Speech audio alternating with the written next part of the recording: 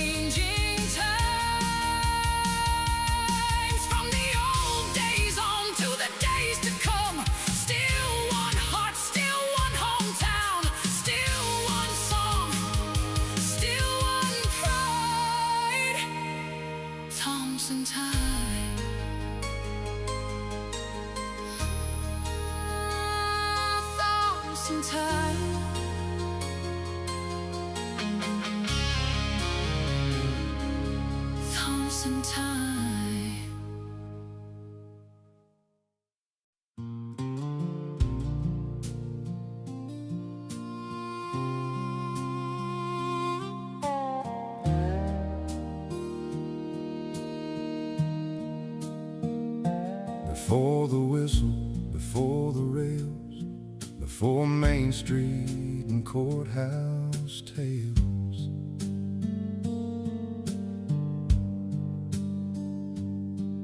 there were pines and red clay roads, quiet prayers where Wrightsboro rose. Old rock house standing through the years, stone and memory still standing here. Long before the town would shine, history was marking Thompson time. First there was Wrightsboro, Quaker ground, simple faith and a stubborn sound, fields and wagons, work and grace, Georgia wind on an older place. The little river kept rolling by, seasons turned beneath the sky, and every hand that cleared that land left a mark time still understands. Oh, Thompson, Georgia time, railroad steel and church bell chime, red clay heart with a soul that sings, built on working weathered dreams. From Wrightsboro days to downtown lights, from depot calls to chameleon nights, every mile and every line runs through Thompson, Georgia time.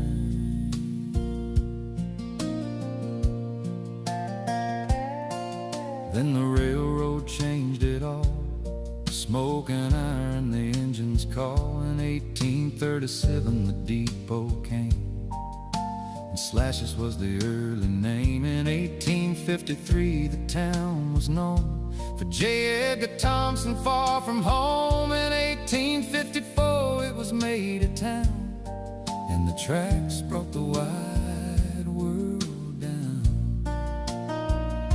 Stores and hotels started to rise, promise growing before their eyes.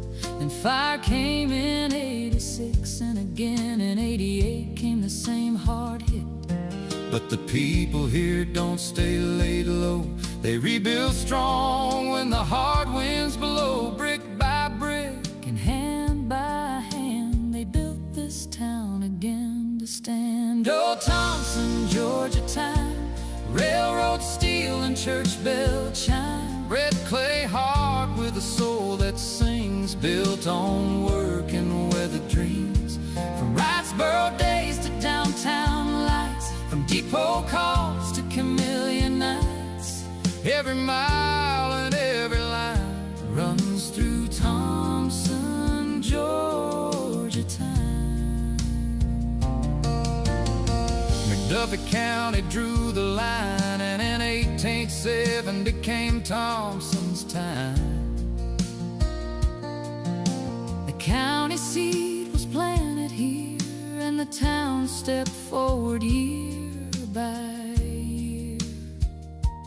Telephone lines in 1901, new voices traveling one by one, water, power, streets, and trade. A stronger town was slowly made. Thomas E. Watson rose from here, a thunder voice folks still can hear. Love him or not, his name remains in Georgia talk and public names. He pushed for mail on country roads, hope delivered to distant homes. History's never simple or clean, but every town keeps all it's seen. Then came music from these streets, Blind Willie McTell and 12-string grief. A sound from Thompson rolling wide like a midnight train through the countryside. From Happy Valley to stages far, he carried this town in every bar. That blues still hums when evening falls, like a ghost in the depot walls. knows the city's more than maps and signs, more than numbers, dates, and lines. It's football lights and Sunday clothes, front porch talk and camellias glow. It's teachers, farmers, workers, preachers, parents, dreamers, hometown keepers, all the souls through loss and pride who kept Thompson alive through time. Oh, Thompson, Georgia time, railroad, steel, and church bell chime. Red clay heart with a soul that sings, built on work and weathered dreams. From Wrightsboro days to downtown lights, from depot calls to chameleon nights. Every mile and every line runs through Thompson, Georgia time. Thompson time, red clay shine, old roots holding through the years. Train songs, church bells, chameleon nights.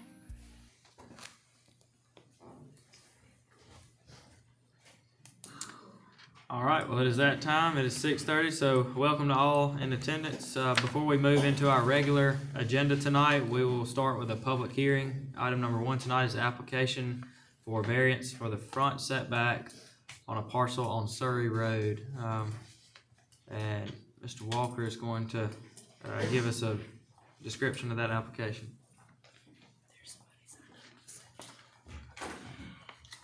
Good evening, Chair, Commissioners, how we doing? Good, how are you? All right. So on Surrey Road, and I just actually did an address today for this. It will be 3264 Surrey Road. Consideration of a special exception request pursuant to the McDuffie County Code of Ordinance to allow a reduced front setback of 40 feet for the construction of a single-family residence within the R2 zone. The applicant, Mr. Fausch, is proposing to construct a single-family residence on the subject properties. The applicant is requesting approval for a reduced front setback due to constraints, specifically the presence of a creek and associated flood-prone areas located on the property. The facts and findings pursuant to the McDuffie County Code of Ordinances, the R2 zoning district establishes minimum setback requirements for principal structures, including front setbacks of 100 feet. The applicant is requesting a modification to the standard setback requirements due to the topographical constraints and the presence of a creek which may impact the reasonable use of the property. The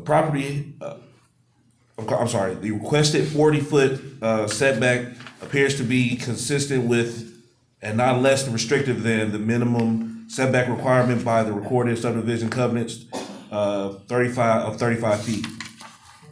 Granting the special exception would allow for reasonable use of the property while maintaining a compatibility with surrounding residential development.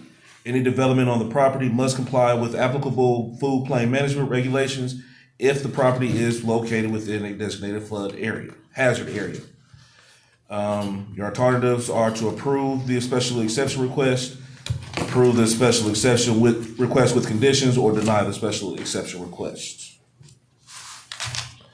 The Planning Commission voted to approve with the conditions. The principal structure shall maintain a minimum front setback of no less than 20 feet from the edge of the right-of-way, with 10% cushion for staff approval. All developments shall comply with applicable setback requirements of the McDuffie County Code of Ordinances unless otherwise modified by this approval. The proposed structure shall comply with all applicable floodplain management regulations if applicable.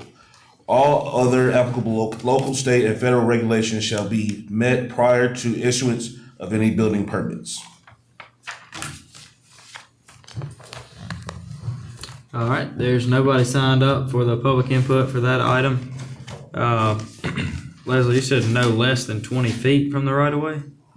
From basically the edge of the street, the edge of the right of way, yes.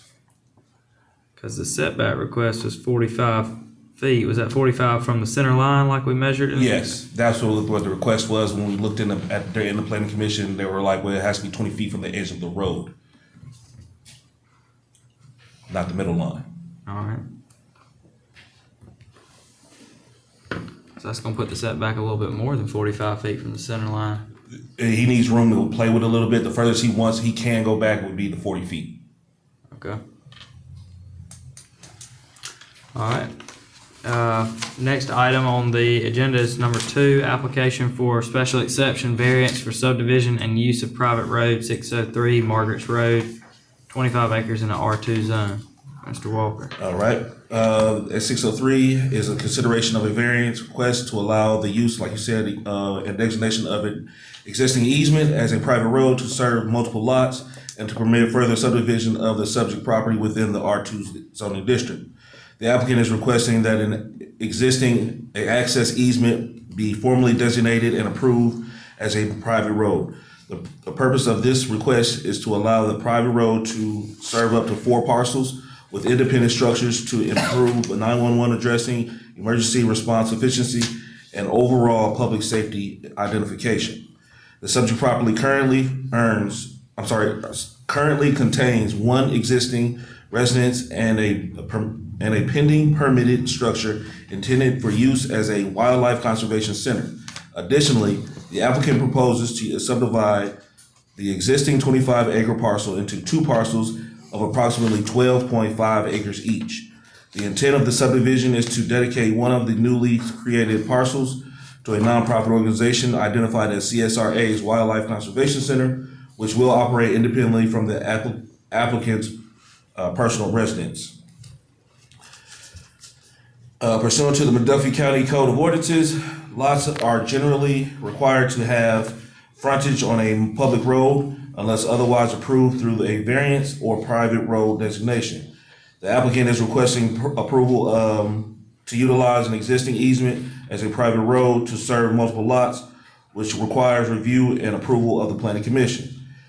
The proposed private road is intended to serve up to 4 parcels, which exceeds typical single lot access standards and necessitates formal recognition to ensure compliance with county addressing and emergency service requirements. The subject property consists of approximately 25 acres, and the proposed subdivision into 2 12.5 acre lots meets the minimum lot size requirements of the R2 district.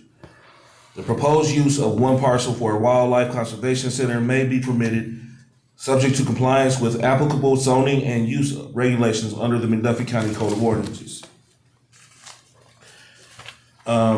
Designation of the access easement as a private road will require compliance all applicable county standards, including but not limited to access, maintenance, and emergency service accessibility. The recommendation was the staff recommends approval. The Planning Commission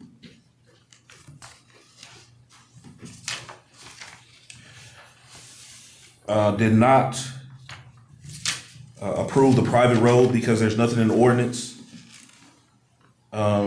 that talks about private roads. So they have no say in private roads, so they denied that. They did approve the subdivision for wildlife conservation under the conditions. The proposed subdivision will comply with all applicable requirements of the McDuffie County subdivision regulations, including final plat approval and recording. A business license must be obtained prior to approval of the wildlife conservation use. Documentation from the Georgia Department of Natural Resources indicating intent to approve the proposed use shall be submitted to the Community Development Department. All right.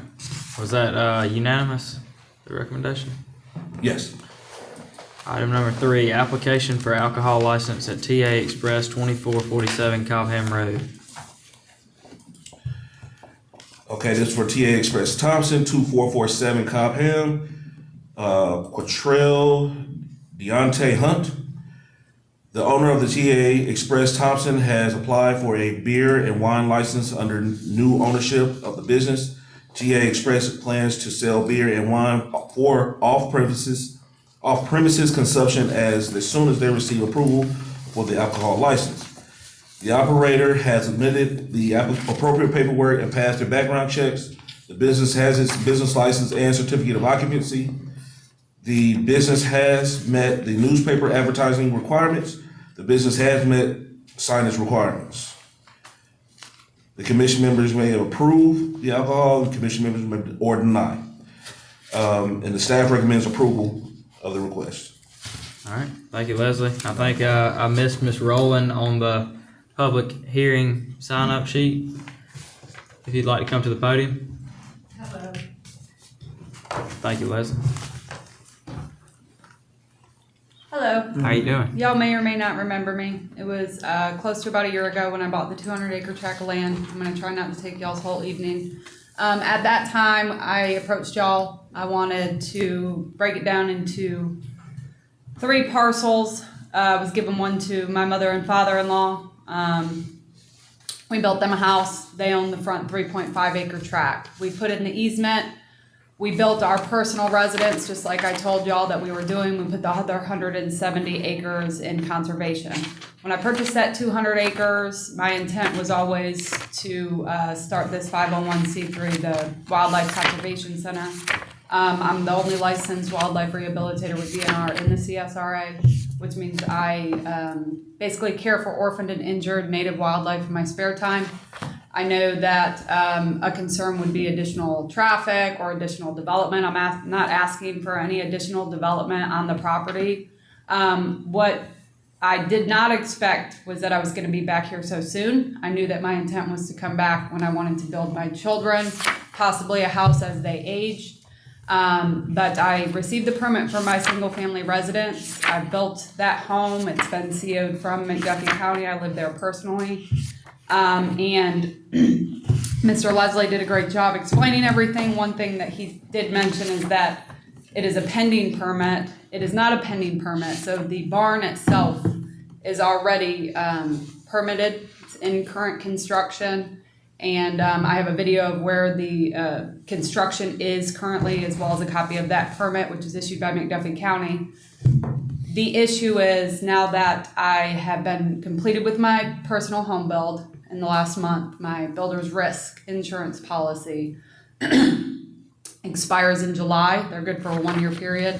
And I started entertaining, new homeowners insurance policies. And one of the questions that they ask you is, are any non-domesticated animals going to be located on this property? And so the main reason that I'm asking for this subdivision is because I'm unable to obtain a homeowner's insurance policy because the barn itself will have non-domesticated animals within it.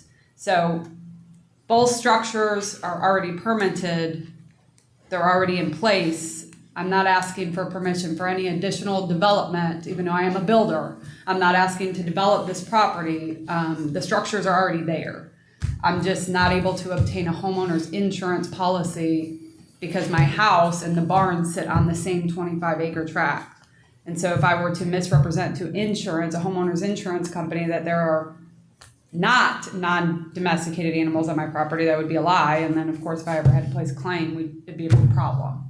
So that's the main reason that I am back here so soon, is to divide that 25-acre tract into 2 12.5s. I'll do it small. I'll cut it up however y'all want, but it's not an increase of traffic or a request for any additional development that's not already permitted and in place by McDuffie County Planning and Zoning. Does that make sense? And I have a letter from DNR and a copy of the permits. Yes, ma'am. Thank you. Well, there may be are there any questions while the public hearing is going on? Just one from Mr. Walker.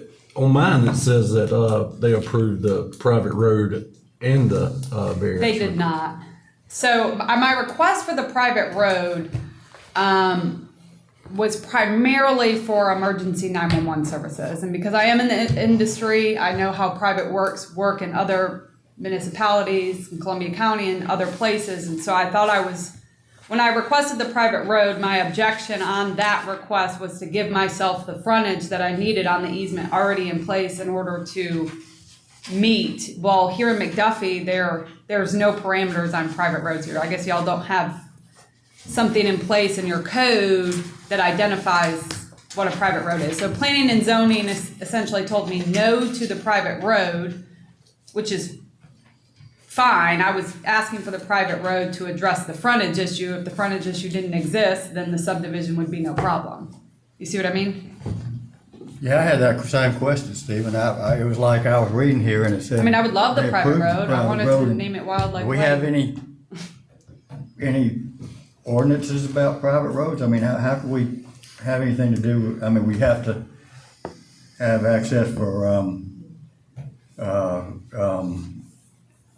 fire and that type of thing, but, That was my only other reason for I mean, asking I got for a private road. and I don't know, it's kinda like, you know what, I don't know that I have to go to McDuffie County to, No, not for the private road. The issue is because it's a subdivision, and subdivision requirements require frontage on a public road.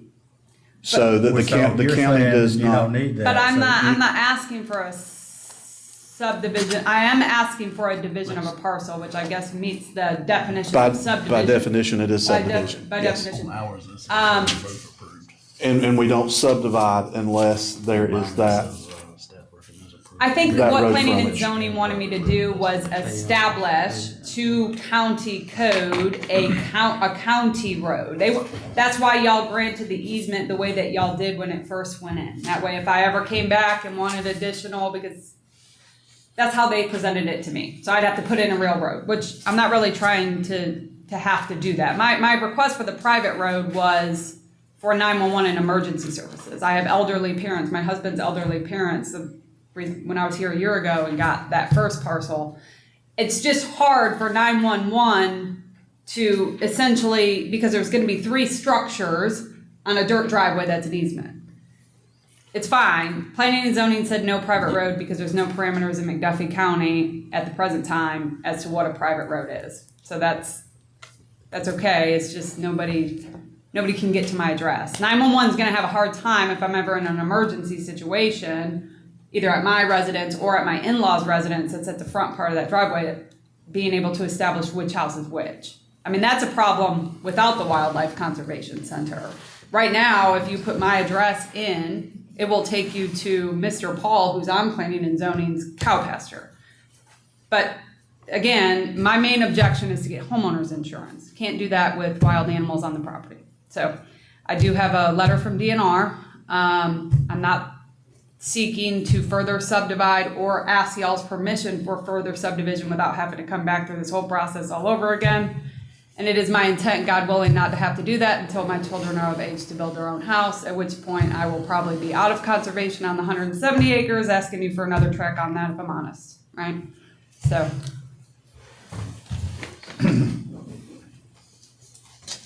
Did you want to? I have a lot of stuff if y'all need to see. So our ordinances are sort of antiquated. They don't address private roads. The reason they were developed this way years ago was to keep what you're talking about. You said you have a private road. You live on a flag lot and your driveway is Right. just your house is in the back.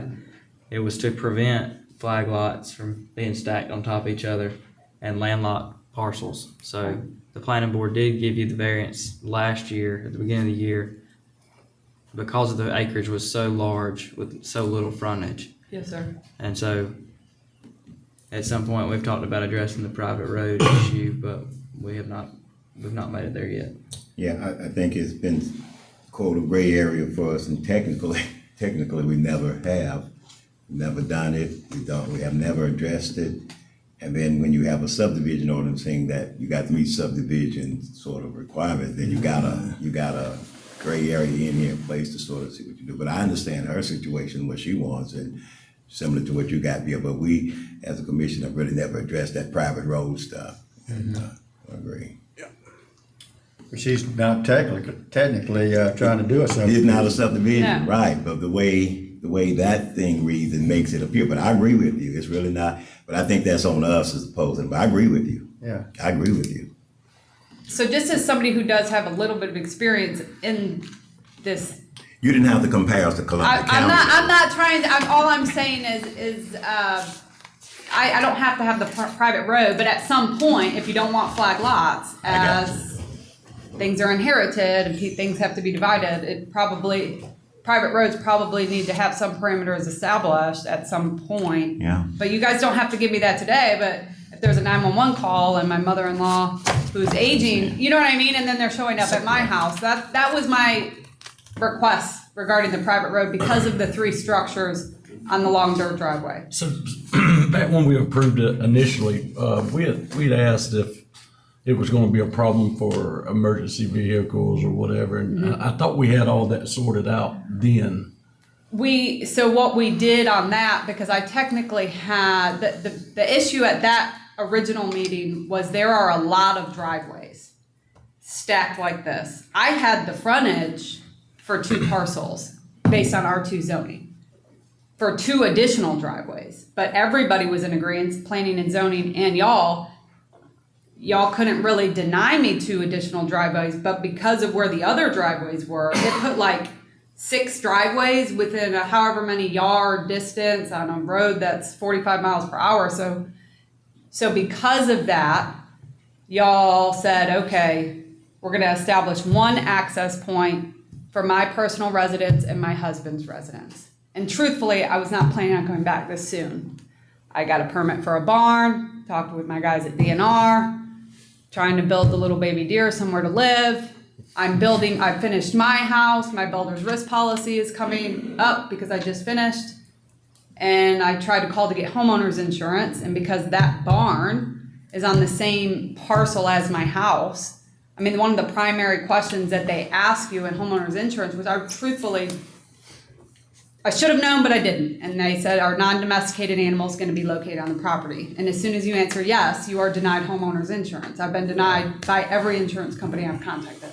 So did we put conditions, has anybody, when we? I have a copy of what Craig had sent me if y'all. Okay, that's what I was wondering, because I thought we had put a condition on it when we approved it the first time, that it couldn't be further subdivided. Is that? It said that any further subdivision had to come back through planning and zoning and then in front of y'all. Because I told y'all at that point, I said, well, my intent when I bought this acreage was to build for my family, right? And I think everybody was nervous, and people from the community smoke probably got on the internet, saw I owned a custom home company, thought a subdivision was coming in, but that was not my intent. And so I said, look, and y'all said, we're not gonna give you the parcels because of something that you want to do in the future. Because I was like, please give me 5 so I can give 2 to my kids, 1 to my in-laws, and 1 to me, put the rest in conservation. You said, no, when your kids get to a point they wanna build a house, come back and see us. And that's why you made the easement as wide as you did and where you made it. And that's why we only did 1 additional driveway, because the thought process is that how you all drew that easement on All the the lots approval. would be accessed from the private road, Right. which our ordinance does not outline. That was my Address. understanding, and I can get y'all a copy of what Craig had sent me as well. And it doesn't outline that, and I know I've only been here a short time, but as I understand, because it technically is a subdivision, you get into the business of perhaps a private subdivision, you divide this 4 ways, you've got a private road, they sell it to a non-family member or somebody, so somebody is stuck with road maintenance. And in the past, ultimately, it's come back to the governing authority, city, county, whomever, wherever we're at. All right, now who's got to maintain this road? So you've got a private subdivision. If you don't have any legal instrument that who owns that road, who maintains that road. And I think that's probably what the county in the past was trying to avoid is, having to receive all these substandard roads. And that's why they're probably just left the private road thing out of it and did not subdivide anything that didn't have the proper road frontage on a public road. And that's all agreeable, because tomorrow I get into a car accident and die tomorrow. You guys gotta think about what's gonna happen to that property if all my hopes and dreams don't come true. And I get what you're saying. So I'm not here to beg y'all for the private road at this point. I do think that it is something that needs to be established just from an outsider's perspective looking in, for the future development of McDuffie County. I just want to be able to get homeowners insurance, and I cannot do that with the barn and the house located on the same parcel. So that's my main objective today. And I have anything that y'all may want to see, current construction, current permit, and the letter from DNR. If there's no further questions, we'll close the public hearing and we'll go back to it during the regular agenda. No, thank you. All right, so again, welcome. We'll call this regular commission meeting to order 6:53. First, we'll start with an invocation from Commissioner Favors.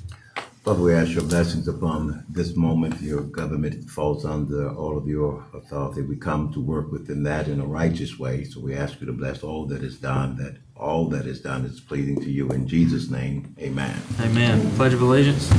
I pledge allegiance To the flag of the United States of America and to the republic for which it stands, one nation, under God, indivisible, with liberty and justice for all. All right, we'll move to our public input section. First being, I think that says Ms. Pascal. Edwina Pascal. Edwina Pascal.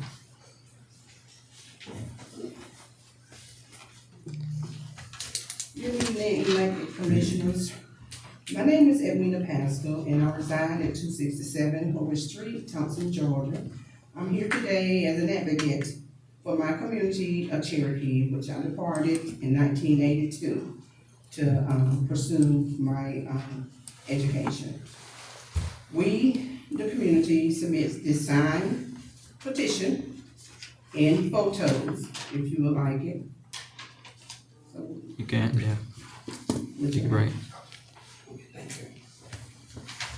photos to request that you visit our community and assist in notifying homeowners of these properties that are currently condemned or in violation of local standards. Our community is in need of your support in ensuring that the property owners take full responsibility for maintaining their properties in accordance with the local government regulations. As you know, a structure deemed physically condemned and one that is unsafe, is dangerous, and unfit for human housing.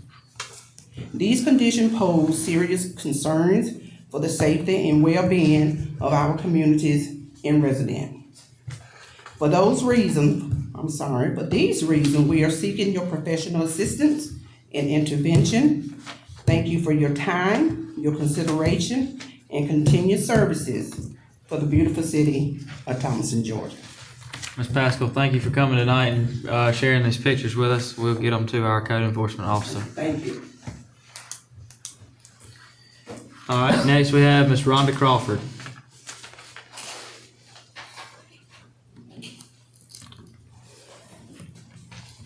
I couldn't see you, Ms. Rhonda. I was looking for you out there. Good evening. As Chairman Beggs just said, my name is Rhonda Crawford. I'm the president of the ALA Unit 312. I would like to thank Chairman Beggs and the commissioners allowing me the opportunity to speak about the American Legion Auxiliary. The American Legion Auxiliary was founded on November 10th, 1919, was formally created to provide a way for women to support the new American Legion and its mission to help veterans. We are the Hart Mac Wilson American Legion Auxiliary Unit 312. American Legion posts are named after fallen soldiers to honor their sacrifice and perpetuate their memories. Our post name honors PFC Fred Douglas Hart, Lance Corporal Willie Edward Mack, both killed in Vietnam War, and Command Sergeant Major Jerry Lee Wilson, killed in the Operation Iraq Freedom War. Our unit was chartered in 2019, and everyone knows what happened next. Yes, COVID. And everything shut down. During this time, we permanently lost access to the building where we held meetings, and we continue to seek a home base for our post and auxiliary. Some of the ways that our unit has served our community includes supporting our post by serving veterans annually for Thanksgiving at Ivory's Restaurant. We donate and help give out turkeys and canned goods for Thanksgiving and bicycles for Christmas. We contribute to other organizations to feed veterans and unhoused individuals. We donate to Toys for Tots and other children and youth programs. We also place the flags, if any of you all have seen them, the ones that's on the ground, around on Main Street in front of the courthouse, the police department, and also in front of the government plumb complex in honor of Veterans Day. We will continue our goal to help and do more for veterans in our community as needed. We, the American Legion Auxiliary Declaration, the story of who we are, what we do, and why we matter. We are the American Legion Auxiliary. We are called to serve. We respect our country and the service of those who defend our freedom. We are loyal to the United States Constitution and to those who protect it. We are humbled by the courage of our veterans and their families. We are alone, yet we stand together. We are of every color, we are of every faith. We are of every age, we are anyone and everyone. We are common and extraordinary. We are citizens. We live in small towns, we live in suburbs, we live in cities, we work in fields, in factories, warehouses, offices, and at home. We are a community. We help one another. We love our flag and all that it stands for. We are many, we are one. We are the American Legion Auxiliary, a community of volunteers serving veterans, military, and families. We commit ourselves to the ideal service, not self. Again, thank you for your time. Thank you, Ms. Rhonda. We appreciate what you do for the veterans in our community.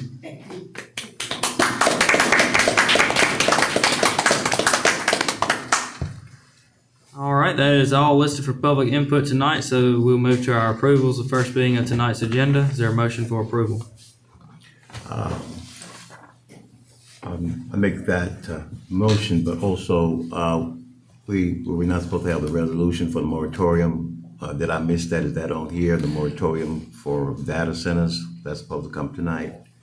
Or did I miss that? It's not on there due to, there was some back and forth between our attorney on that, and I still haven't gotten that resolved yet. I can go ahead and speak to that. There was some hesitation. If the board wants to do that, we can amend that agenda. I have that ready to go ahead and do that. And I apologize, I was out last time, and that might have not have got relayed. But I had worked with our attorney on that. There was some concern with some of the language on it. And if we go ahead and work on the data center ordinance at the next work session, that might go ahead and take care of everything. But we can add that to the agenda tonight if you want to do that. And you can do that by resolution. Yeah, Well, I mean, we can do it if we want to do it. I mean, I think when you were out, I explained that Dave Dunaway had some issues with the verbiage of the way the resolution Yep. was written up. Yep. And that we were going to table it until this meeting. But Okay. if you haven't heard back from Dave, Well, I might have missed that communication. That's on me.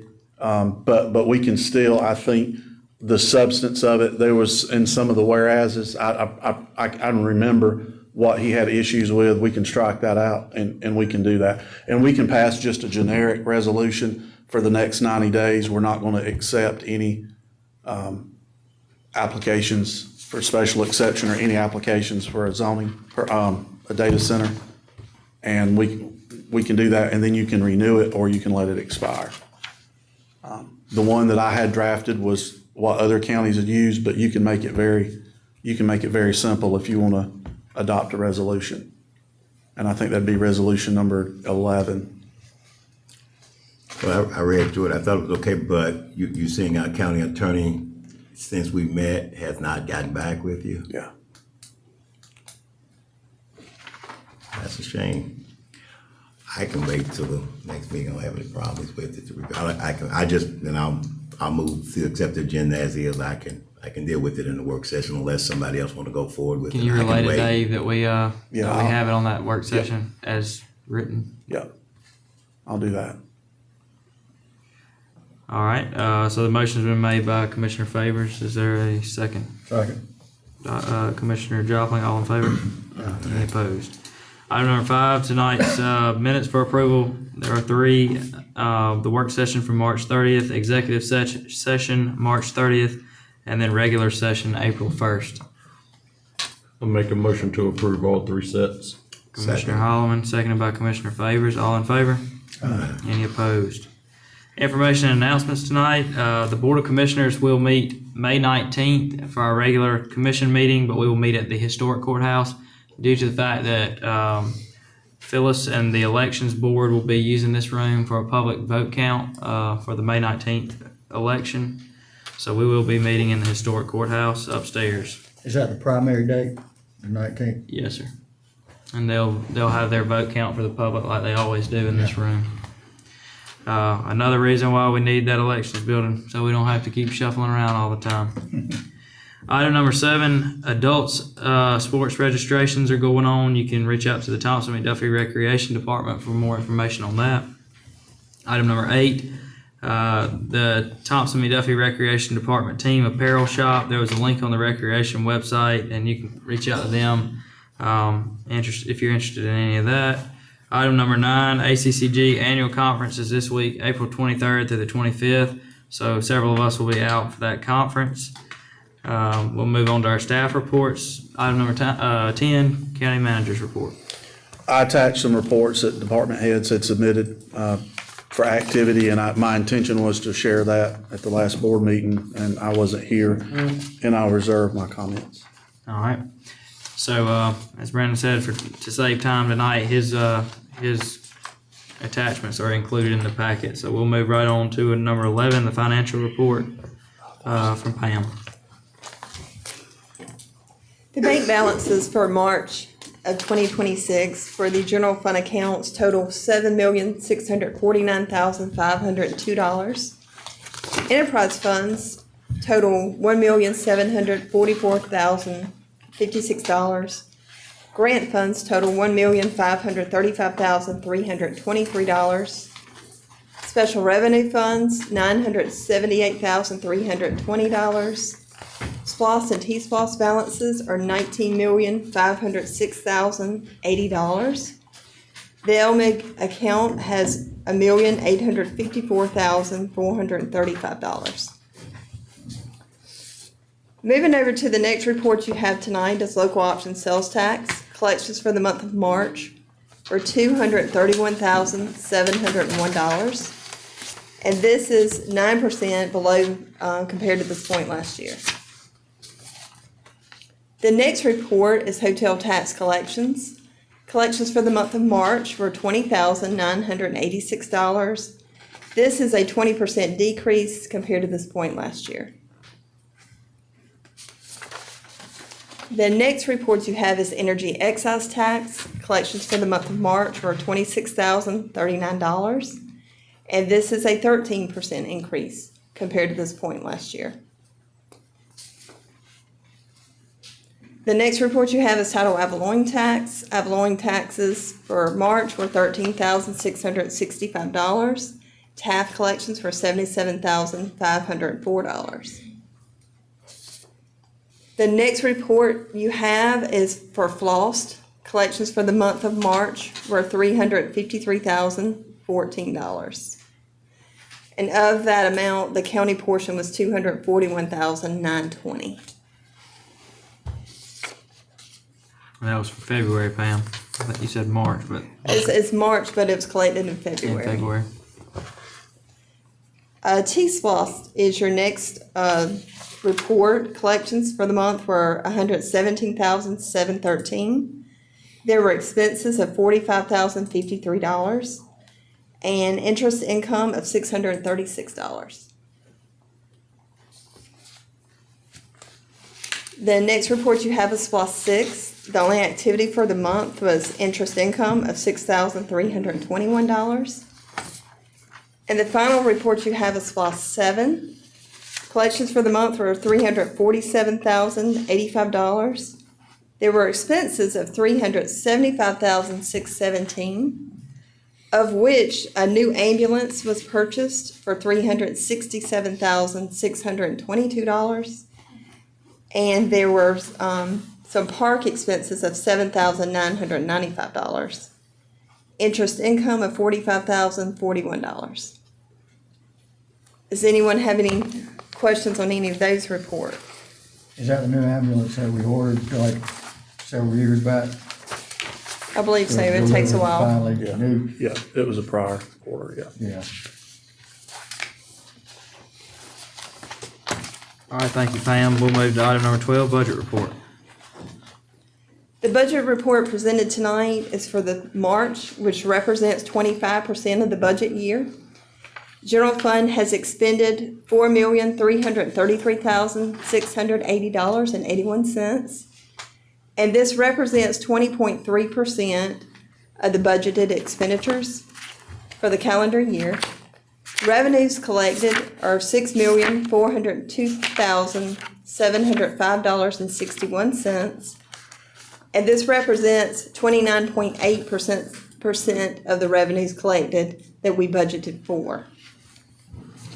In reviewing the enterprise funds, the lost for solid waste currently is $21,884.54. The campgrounds have a deficit of $1,488.46. Currently, EMS has a deficit of $304,040.52. And contributions to the transit program were $31,231.29. And the 911 Center General Fund has contributed $119,091.73. Does anyone have any questions on any of those budget numbers? Is the campground deficit due to expenditures? No, sir, it's really, we closed it down because of the snowstorm, and then they had a problem with their booking system. So, We hadn't recouped that, but I did talk to Greg. The last 2 weekends have been sellouts, so we'll make that, we'll cover that in short order. So, Yeah, that's what I was wondering, yeah, because that's quite unusual for that. It's very unusual, and that was due to the 2 weekends that it was closed and booking system. the trouble we've had with the Is the online booking system. fixed? It's fixed for now. It's been going in and out, and that's something that I did talk to Greg. We're gonna have to look at. I've already put him on to looking at other systems because we've had issues since December with that booking I system. thought we were doing pretty well there with it for a while. We were, and then we closed it, and Do what? Before the summer? yeah, I think the snowstorm got us. There's 2 different times. there was 2 different times that we closed several it weeks for more down. than a weekend. So we did lose some. It'll I was pick talking back. about the booking system though. Oh, yeah. Well, So it will bounce back. Well, but I mean, I hope we need to get the problems fixed for the booking system though, is what I'm saying, so.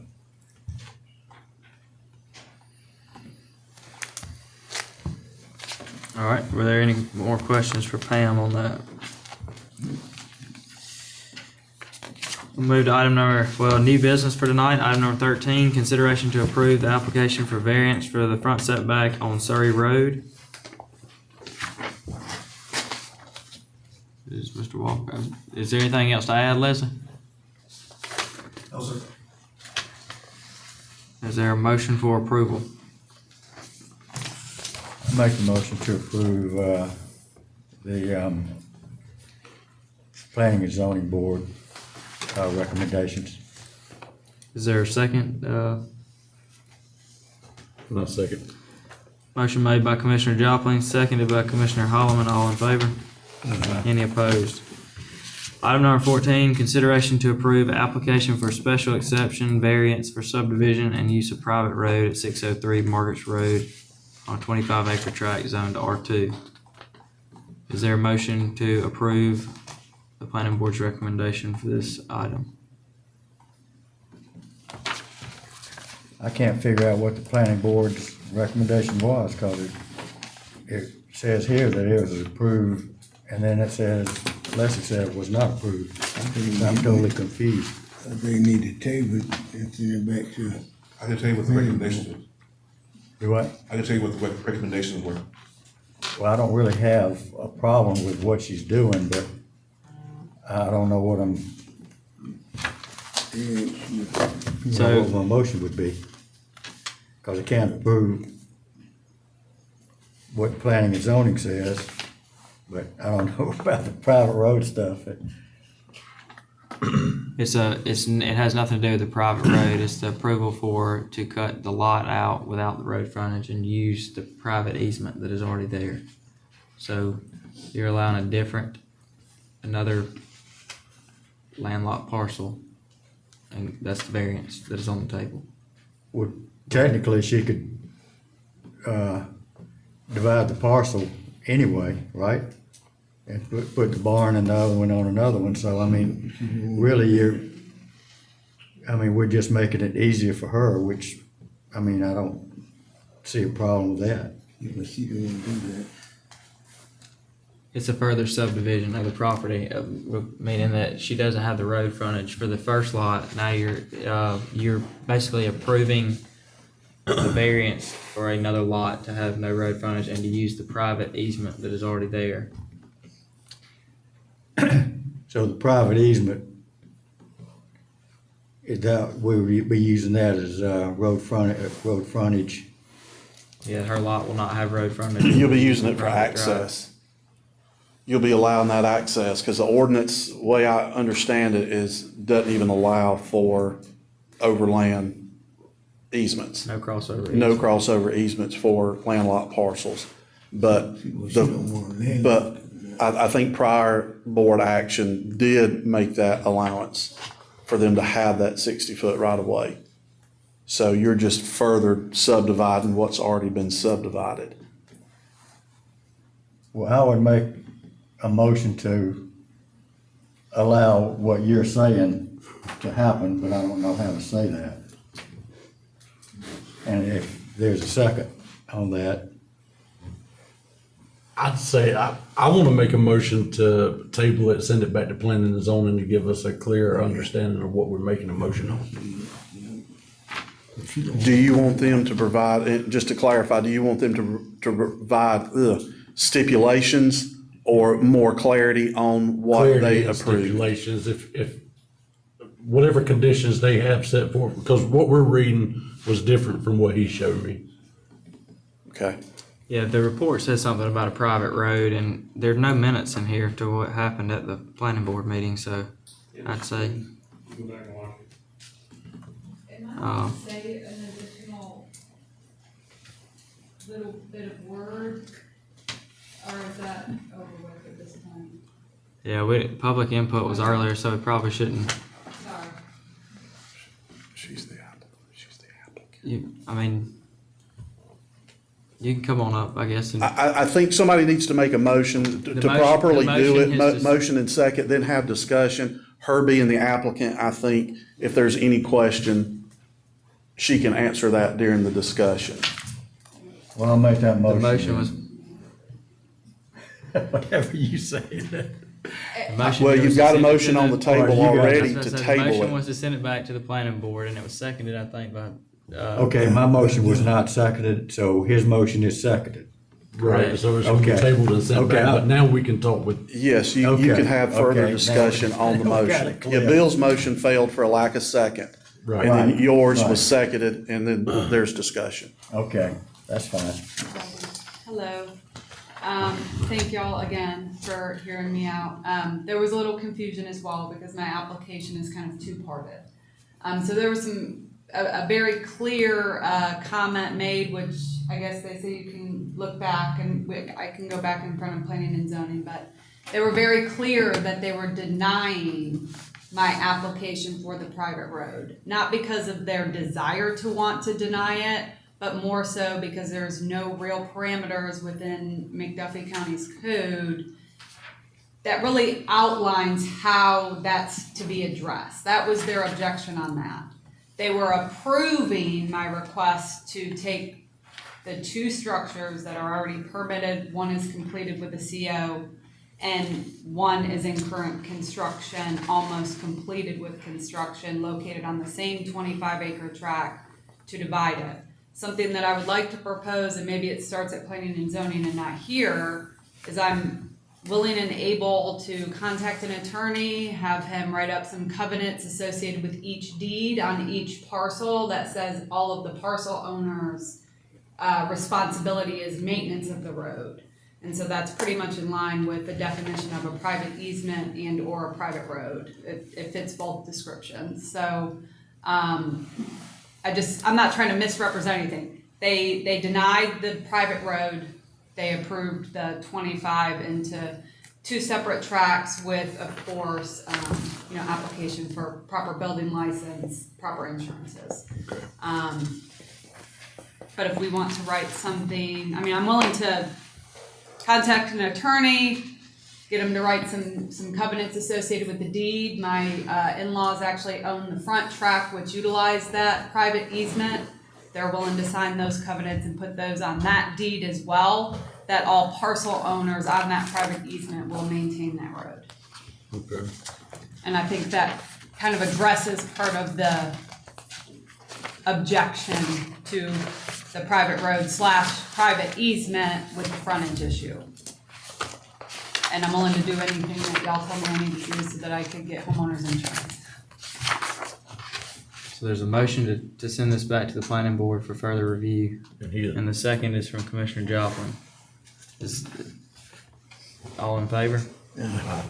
Any opposed? So not denying it, just sending it to the planning board. I think Dave Dunaway needs to make a determination on that, what she's suggesting, and then come back to the next commission meeting. Okay, thank you. You're welcome.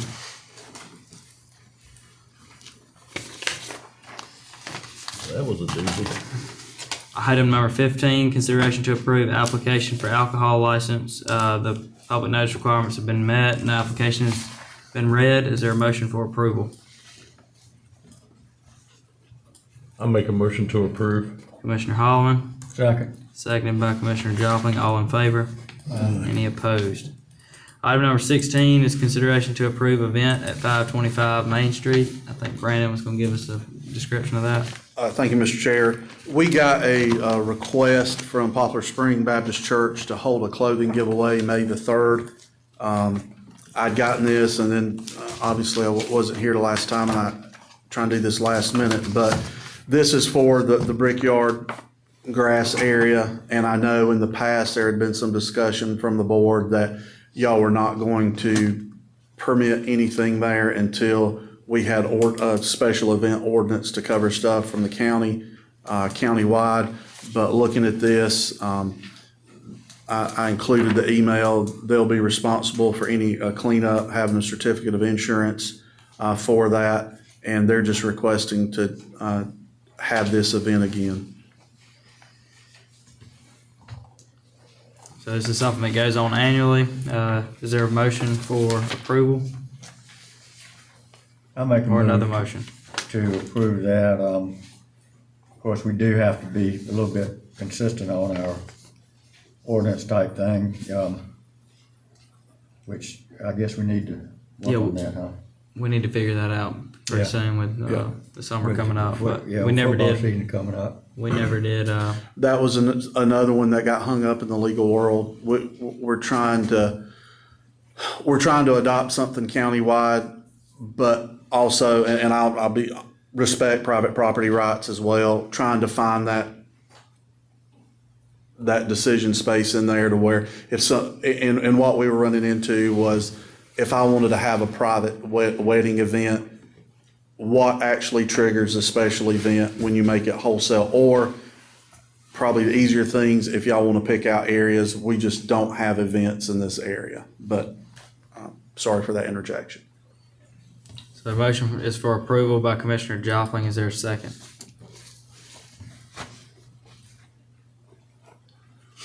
I second it with a comment. All right, comment. I said this last year too. If we let this go through, which we are, we just got our approval in a second. It's gonna be real hard for us to tell anybody else, no, we got to get an ordinance in place to get that taken care of. Or just approve everything that comes to us, if we're gonna be fair, so. Right. Did we have a draft on that as well? I think Dave was. Well, we've got a draft, and that's what I was speaking about, is we're trying to, we've looked at other counties, and I'll follow back up with the attorneys, trying to make it, to figure out what triggers that, what we can and can't restrict, because we, they shared it, and I feel the same way. We're getting a little bit of a private property right thing if we do one countywide. However, probably the easiest thing to do is create a special event ordinance or any type of property and space ordinance for county-owned properties only to regulate that. I would recommend doing that instead of trying to do one countywide right now. That just focuses on County-owned properties. county-owned properties. Yeah, I was thinking, functions out at Sweetwater on the court. Out at lawn out the here. park. Just all over. In the new park, Yeah. we've gotta deal with that as well, so we really kinda need to. But it's good that you're We'll working make a on it. note to put that on the work session for May as well. I will. All right, motion made by Commissioner Joplin, seconded by Commissioner Holloman. All in favor? Any opposed? Item number 17, consideration to approve ACCG internship program grant agreement. As discussed earlier, this was a budgeted item. ACCG has offered up internship opportunities for local governments. When we initially did this in the budget, they were for 2. They've only were able to give us 1. So this is just the agreement for the internship. This intern will be working in administration to help with developing a record retention policy, a filing structure, or electronic filing structure. So everyone, we've got SharePoint, so get everything organized by departments, by function. So we've got a better file organization system, organization-wide. Is there a motion to approve the ACCG internship program grant agreement? So moved. Vice Chairman Wilson, I'll second. seconded by Commissioner Holloman. All in favor? Any opposed? Item number 18 is consideration to approve a change order number 2 to the Sweetwater Park contract.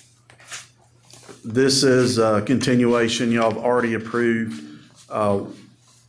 one work order for $109,250. That was for sealing up the exterior of the baseball tower. That work is near complete.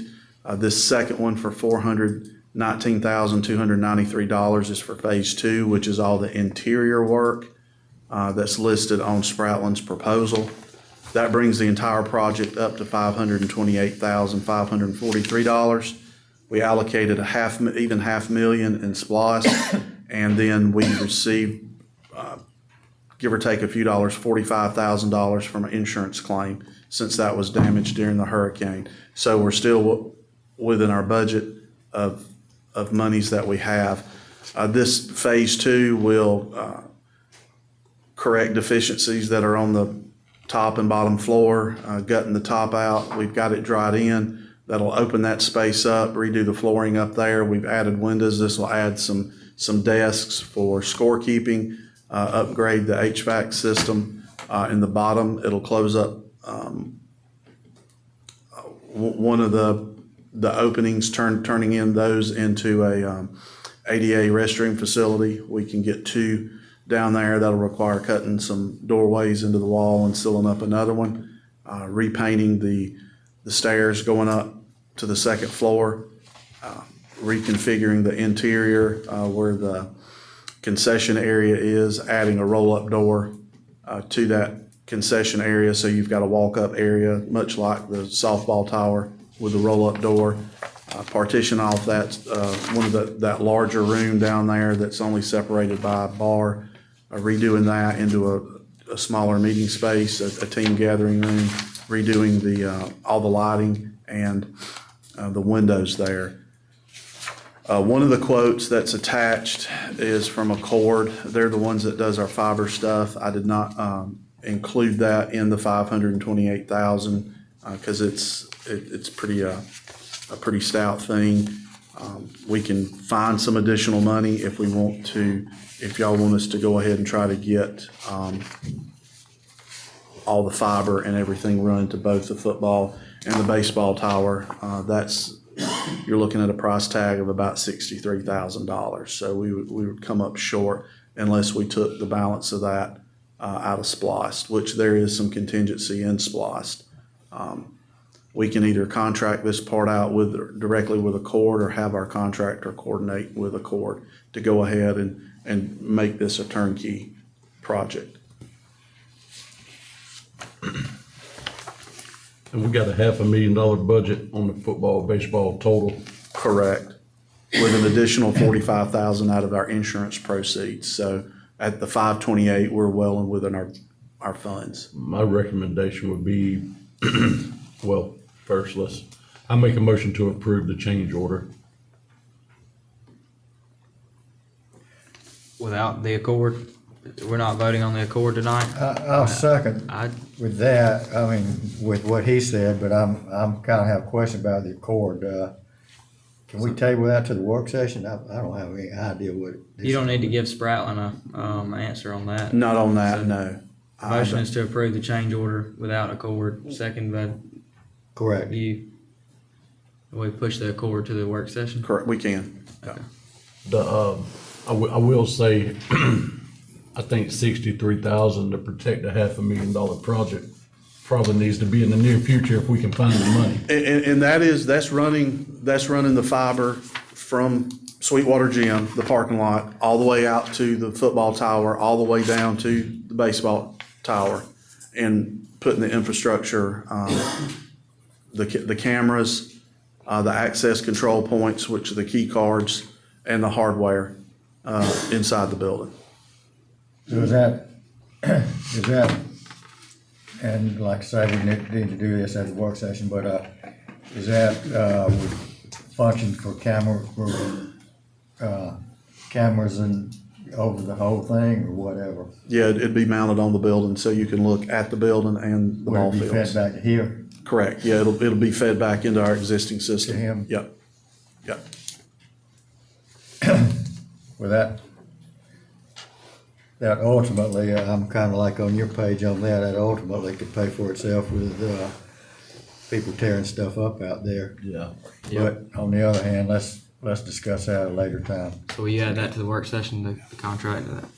All right, item number 19, consideration to approve striker cardiac monitor agreement. Is that coming from you or Chief, Chief, you want- Chief Thigpen?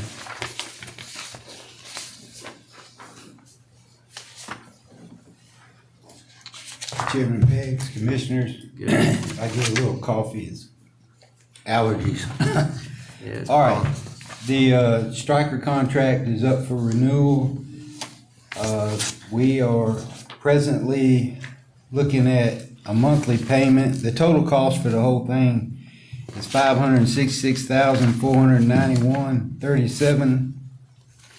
Monthly payments or 60 monthly payments of $10,896.40, and we had budgeted $12,278. That includes 8 LifePak 35s. That's the new monitor that's out, physio control, and then the Lucas devices, which are the CPR arms. It includes 4 of those. And then 1 Stair Pro stair chair. That'll go on the new ambulance that was just mentioned. And we're getting some trade-in value for the LifePaks that we have now. And total trade-in value is $62,000. And we are looking at that total with the payments being under what we projected and budgeted for this year, so. all right. Will that help? Yes, sir. Thank you, Chief. Yes, sir. Is there a motion for approval?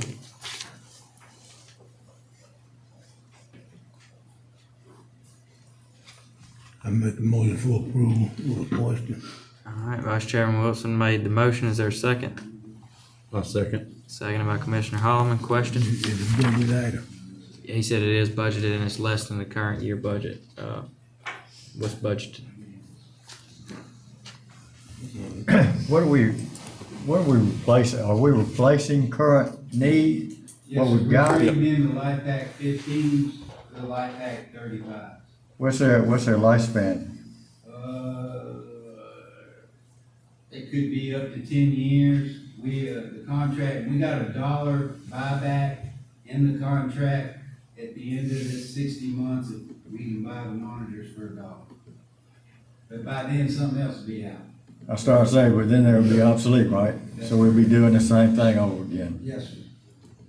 Well, like with this one, you're getting some trade-in value to give them back Yes. toward the, We're getting trade-in value and they're probably, well, they're the newest thing on the market right now. They got a lot of bells and whistles on them, 15s on that. The chief explained to me there was a lot more added functionality, being able to transmit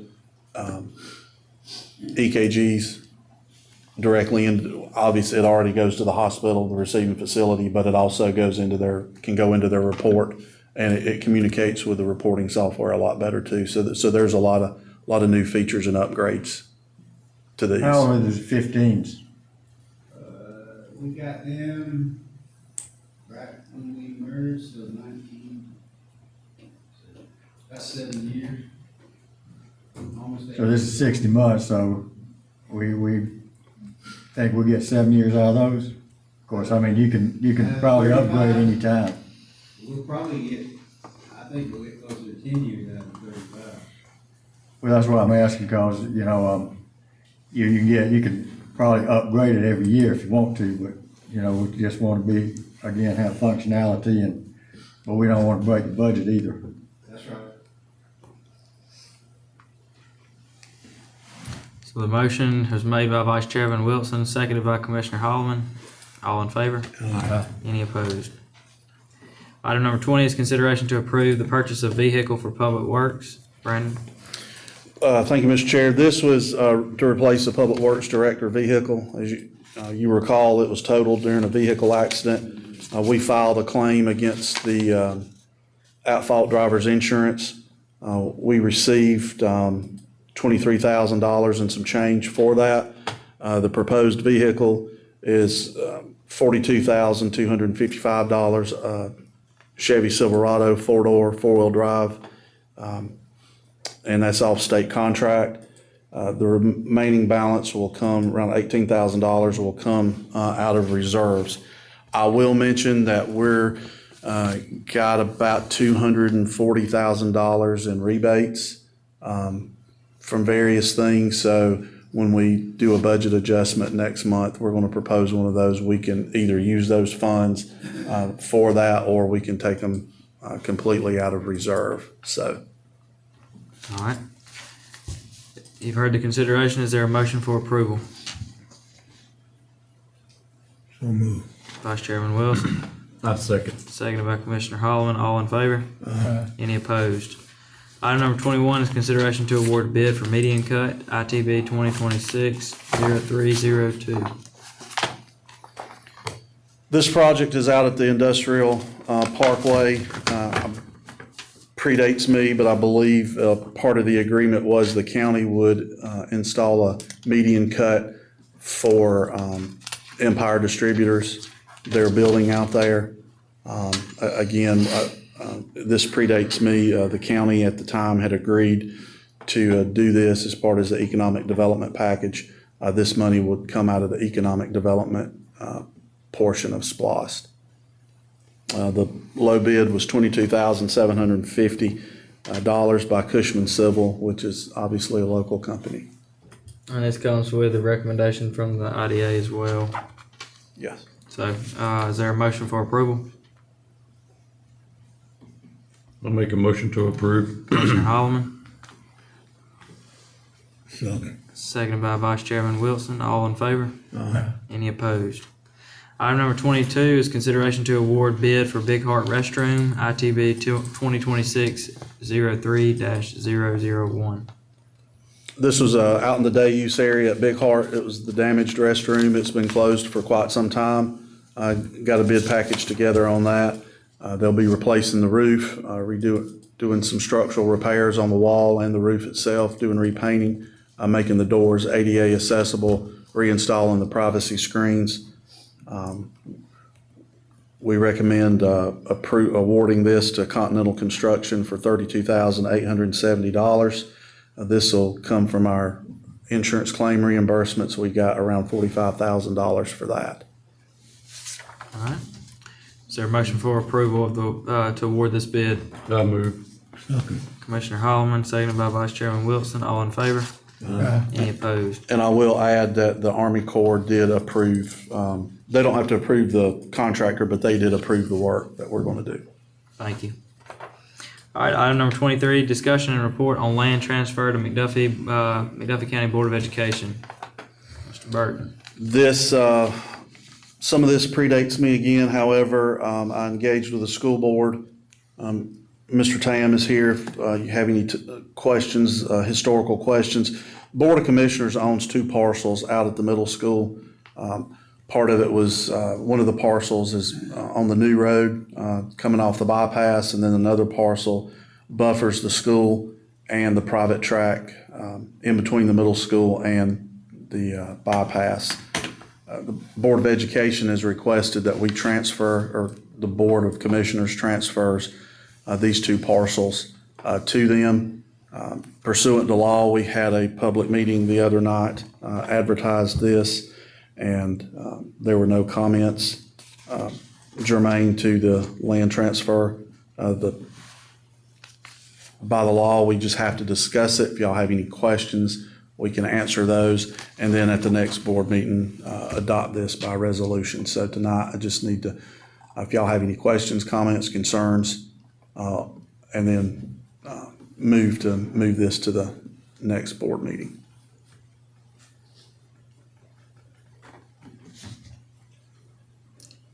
If there are no questions, we'll move it on to Wednesday morning meeting in May. I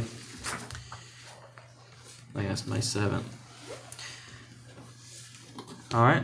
Item number 24, consideration to approve the Georgia Forestry Commission Land Agreement and Resolution 2026-010, authorizing chairman to enter into agreement with Georgia Forestry Commission. You want us to get it covered, or you want me to? This is another one. I could have written several pages, but as y'all remember, this has gone back and forth. Work had started on this, I believe, several years ago. The appraisals came in after much back and forth with Georgia Forestry Commission. I believe that last summer y'all approved an agreement. Subsequent to that, they did an appraisal. The State Lands Commission has some, as I understood it, they've got some stipulations because the appraisal was, basically the land swap was not equal value. The county it has been requested to pay the $19,000. Y'all already approved that in a prior meeting. However, they came back and want a reversionary clause that if this property ever goes or comes out of public use, that we would either give it back or pay the full market value of that property.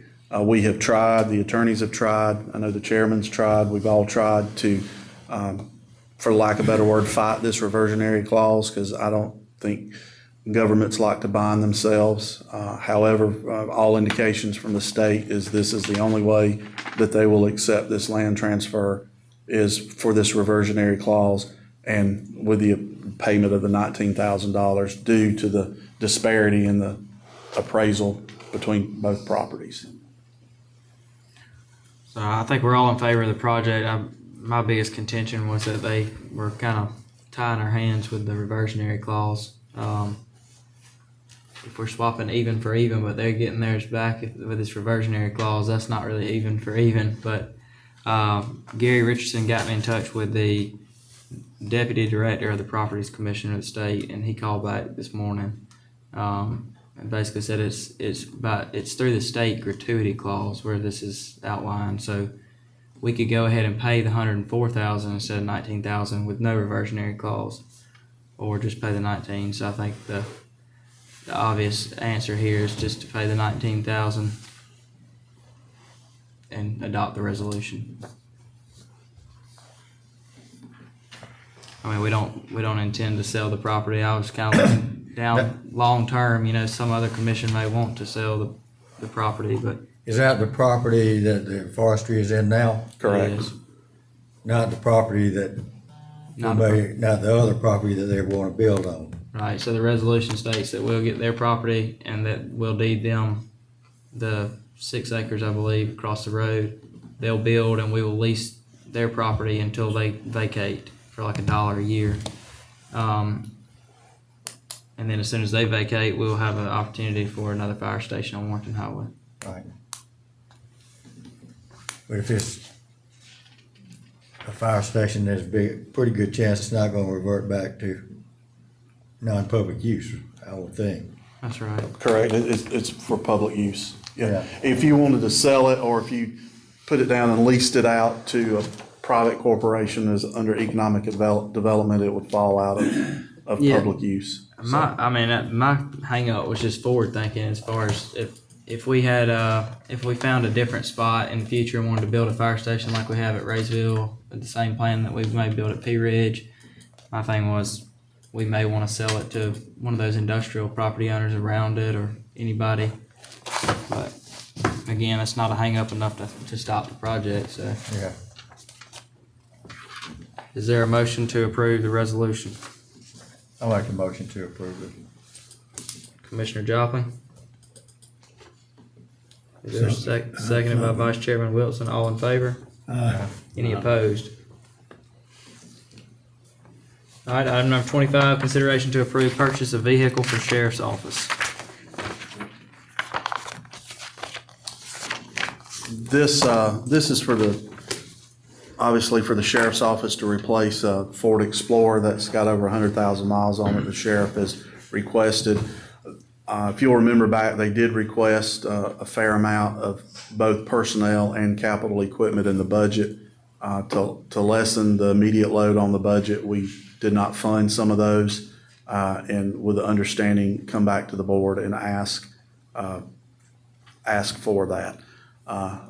Going back to the $240,000 that we're getting in rebates, we could apply this $45,000 to that remaining balance or take it out of reserves.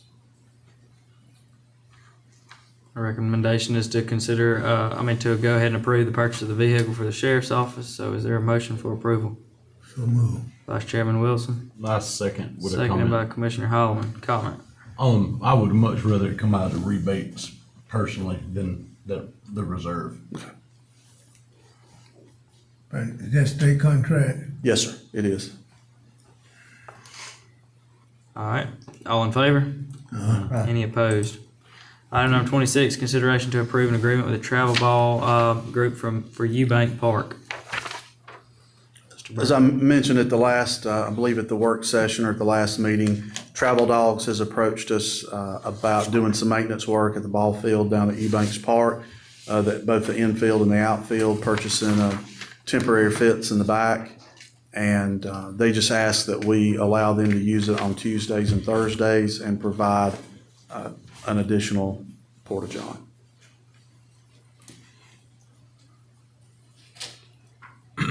Is there a motion for this Are agreement? they using the Sweetwater at all? Or No. just? Just down there, if there's availability. They've also asked to be able to use Sweetwater, but we would have to fit that in just depending on the use that What's it gets available. there. Correct. Did that have to come before us, or just the recreation department thing? Just the recreation department, unless the motion is, unless y'all want to approve that, or just allow staff to work that out. I'd say, yeah, let's go with Eubank Park and then let the staff work out the rest. How long is the agreement for? It would be for the remainder of the year. Remainder of the year? Correct. And I failed to, they actually had attached a schedule, and I noticed I didn't attach that in the agenda packet. I think it's a good thing that the park is getting utilized and Yeah. Keeping people there, somebody there. I make a motion to approve, or did you make the motion, Bill? you didn't I make think a I did. motion, but you said you wanted to approve it and let staff work out the Sweetwater Well, deal of yeah, further use of field. That's kind of what I was saying, there, you can make a motion. I second. Okay. All right. Motion made by Commissioner Joplin for approval. Let staff handle any other further agreements. Seconded by Commissioner Holloman. All in favor? Any opposed? Item number 27 is consideration to approve hiring a maintenance worker. Mr. Burton.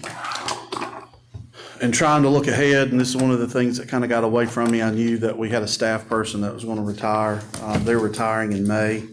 I would like to ask the board's approval to go ahead and hire a maintenance worker now, even though it's unbudgeted and unfunded. But once this person retires, this new hire will be able just to slide right into that position. This gives a little bit of overlap, short that it may be, to allow them to get trained in some familiarity with county operations. I think it's a very good idea that you're gonna get somebody in there training instead of, sometimes in the past, we've kind of waited till after somebody's left and then. Yeah, I agree. I almost think there's not enough overlap. It's not. It got away, you know, and I wear it. It got away from me.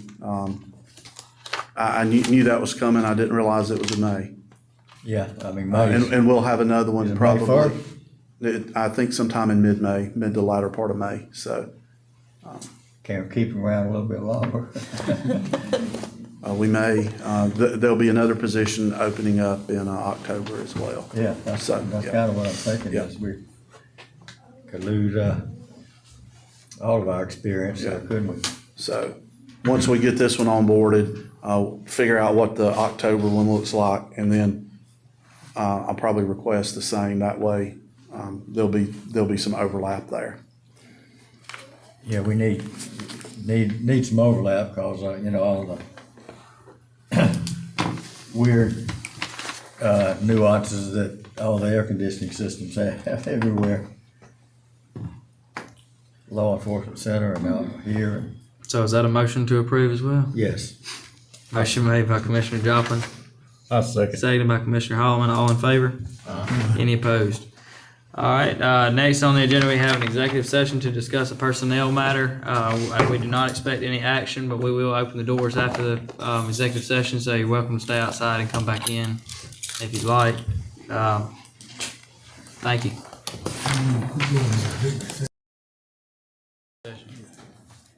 Vice Chairman Wood? Second? I second.